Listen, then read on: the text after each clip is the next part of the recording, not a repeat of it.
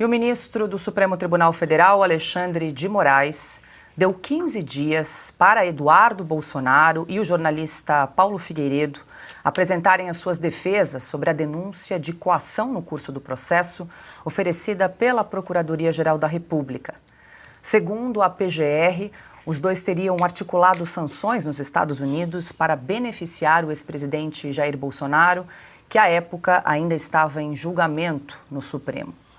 Como Eduardo está nos Estados Unidos, a notificação será feita por edital. Segundo o ministro Alexandre de Moraes, Eduardo está fora do Brasil para fugir de uma possível responsabilização judicial, evitando a aplicação da lei. Já no caso do jornalista Paulo Figueiredo, a entrega ocorrerá por carta rogatória, por meio de cooperação internacional. Moraes também determinou que as acusações contra os dois sejam analisadas separadamente em processos distintos.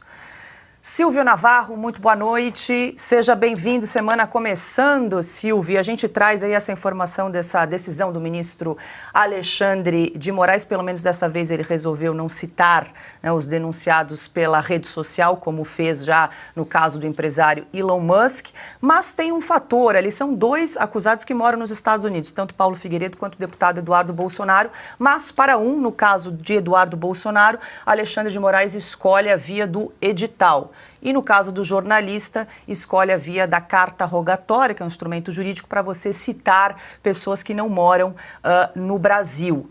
São dois pesos, seriam dois pesos e duas medidas? Silvio, mais uma estratégia que a gente tem observado aí para acelerar o processo nesse caso? Boa noite.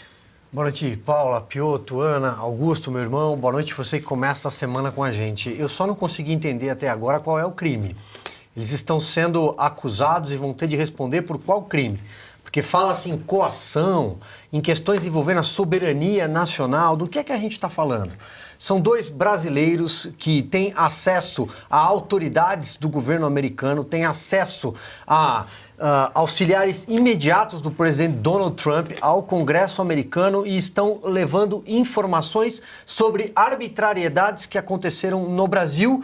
E o ministro Alexandre de Moraes, que impôs sanções e perseguiu empresas e cidadãos americanos, violou direitos humanos, não à toa recebeu uma sanção da lei Magnitsky e a sua família por extensão. Agora temos o escritório de advocacia, a empresa que detém todos os imóveis, a Lex, e também a sua esposa Viviane. E não vai parar por aí. Não vai parar por aí porque a Magnitsky ela atua em camadas. É como um bolo que vai crescendo. Quem se envolver com essas pessoas, ao mesmo tempo também sofrerá prejuízo.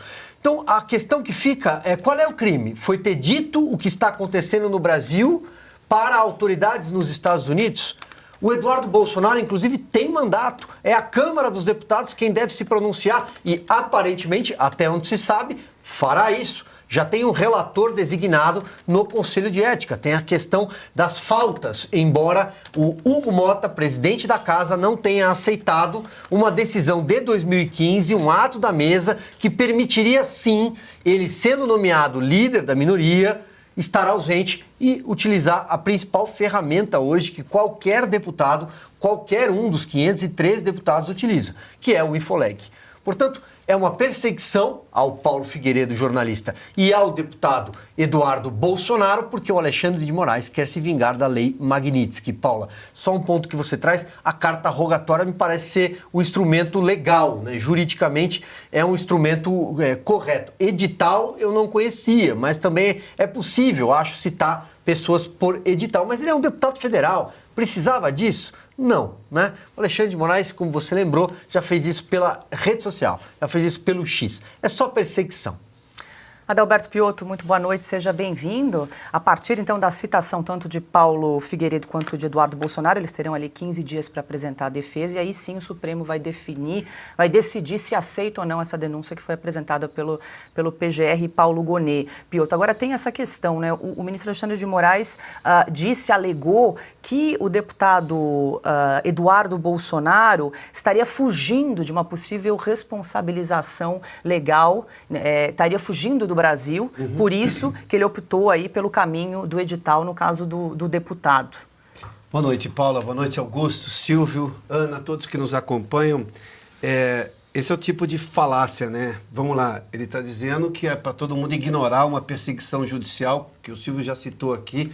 Claro, se ele estivesse aqui, ele estaria preso num daqueles inquéritos que os advogados não têm acesso. Preso num inquérito desconhecido, sigiloso, e que os advogados não conseguem ter acesso para poder defender o seu cliente, como tantos outros. Ignorar o clima de perseguição policial, eu vou enfatizar esse ponto que o Silvio já mencionou aqui, não dá. E vamos lá, vamos imaginar então que realmente tivesse havido essa coação. Coação em quê? O governo americano seria a vítima da coação para tomar uma decisão contra o Brasil. Primeiramente, que ele possa ter ali tido alguma influência para contar fatos. Os fatos, obviamente, foram checados pelo Departamento de Estado do governo americano, foram checados pela embaixada aqui, porque a decisão é só do governo americano. Daí seria, então, uma ação, digamos, beligerante, uma ação do Estado americano contra o Estado brasileiro. Bom, então o Estado brasileiro deveria o quê? Romper relações com os Estados Unidos? Bom, vamos lá, é muito fantasioso todo esse negócio do Alexandre de Moraes. Eles foram lá, denunciaram uma situação, como várias vezes parlamentares de qualquer país faz no exterior, quando você perde a confiança de que as instituições do país vão ser suficientes para se fazer apenas a justiça. Ignorar o estado de perseguição judicial que tem no Brasil não dá. Ninguém acredita. Mas, enfim, vamos lá. Ele está sugerindo que não, que foi uma coação, segundo o PGR e tudo mais. O fato é que o que eles contam lá fora é só o fato que todo mundo conhece aqui no Brasil. Daí a história de afronta à soberania, não dá, ninguém acredita nisso. O fato é que há crimes sendo cometidos por autoridades no Brasil contra a própria Constituição. Nossa, não a deles. Então esse problema é interno, sim. E denunciar isso, porque já se perdeu a capacidade de se resolver internamente, ou pelo menos estão muito longe disso, convenhamos que é uma coisa até humanitária em alguns aspectos.